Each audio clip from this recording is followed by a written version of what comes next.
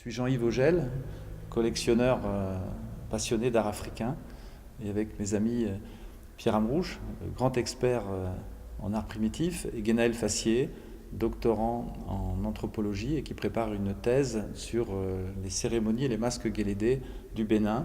Nous avons donc décidé ensemble de présenter au public, pour la première fois en Europe, cette exposition exceptionnelle intitulée Masques guélédés, magie et pouvoir des mers au Bénin. C'est la première fois en effet que plus de 100 pièces de cette région et de cet art guélédé, de ce rituel, plus de 100 pièces sont présentées à ce public qui découvre en fait, vous voyez, des masques du 19e siècle, des masques magnifiques qui sont la quintessence de l'art Yoruba, cet art très réputé pour la dextérité de ses sculpteurs. Plus de 125 pièces, donc depuis le 19e siècle jusqu'à nos jours, puisque ce culte, cette tradition et cette sculpture de masques continue aujourd'hui dans la contemporanéité.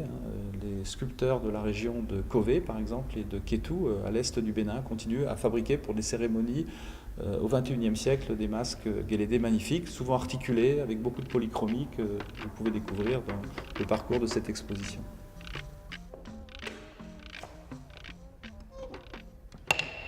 Voici un masque chien, le masque de nuit Ayoko. Les cérémonies de nuit sont des cérémonies religieuses. Néanmoins, ces masques-là n'ont pas de connotation religieuse puisqu'ils sont en fait utilisés lors des interludes, ces intermèdes entre le passage des masques importants et pour divertir la population, les spectateurs. Eh bien, les masques Ayoko bondissent, font des figures d'acrobatie, etc., pour divertir le public, pour le faire rire, pour le faire patienter jusqu'à l'arrivée du masque suivant qui représentera probablement soit une divinité, soit un personnage important de la mythologie Yoruba.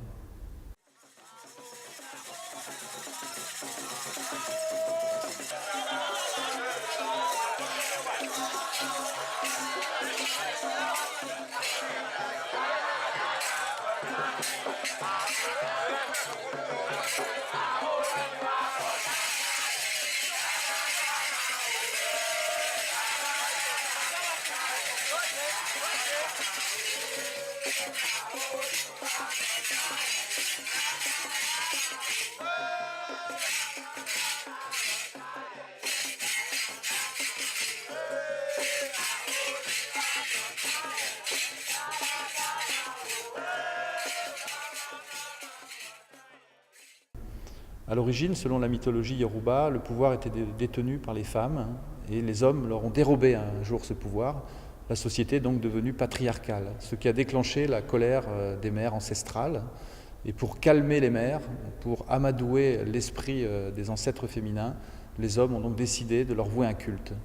Nous pouvons donc parler ici d'apaisement des mères. Le sens du guélédé consiste à s'attirer les bonnes grâces de ces mères ancestrales, à amadouer ces femmes afin donc qu'elles soient bienveillantes vis-à-vis de la communauté.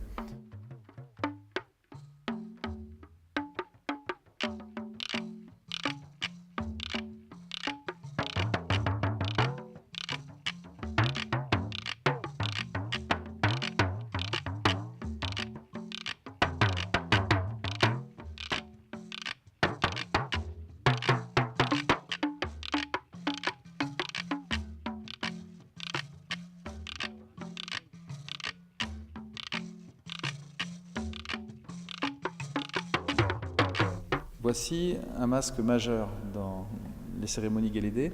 C'est le masque Effet, le dernier masque sortant durant la cérémonie de nuit. Et il joue un rôle très important puisqu'il est le masque médiateur auprès des mères. Et on voit ici d'ailleurs l'omniprésence des oiseaux médiateurs et messagers qui sont très puissamment sculptés sur le haut de ce masque. Vous avez aussi les couteaux qui symbolisent la puissance, la force et aussi la chasse. Nous sommes dans une société rurale, n'oublions pas qu'aujourd'hui encore en 2009, 80% de la population béninoise vit dans des zones à vocation agricole. Vous avez aussi le serpent qui est très important puisqu'il est à l'origine du monde. C'est une divinité qui, par exemple, chez les Vaudous, porte le nom de Dan, qui a donné le nom d'ailleurs à l'origine. Avant, jusqu'en 75, le Bénin s'appelait le Dan-Homé. Et donc le pays déjà portait le nom de ce fameux serpent.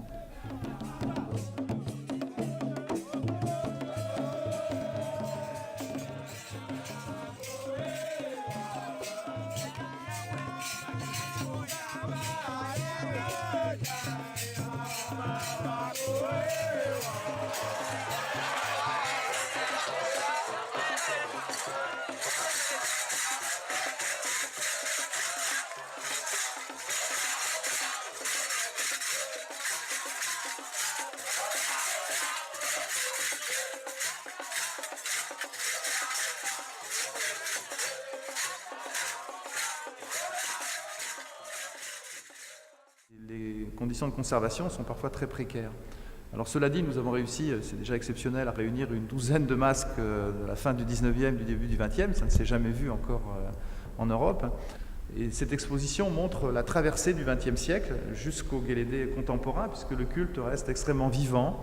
Au fil du temps, la société s'est adaptée, le rituel aussi, et apparaissent au milieu du XXe siècle les masques articulés que vous observez ici, avec par exemple l'arrivée des téléphones fixes, ensuite des téléphones portables qui ont changé la vie et le quotidien des individus dans la région.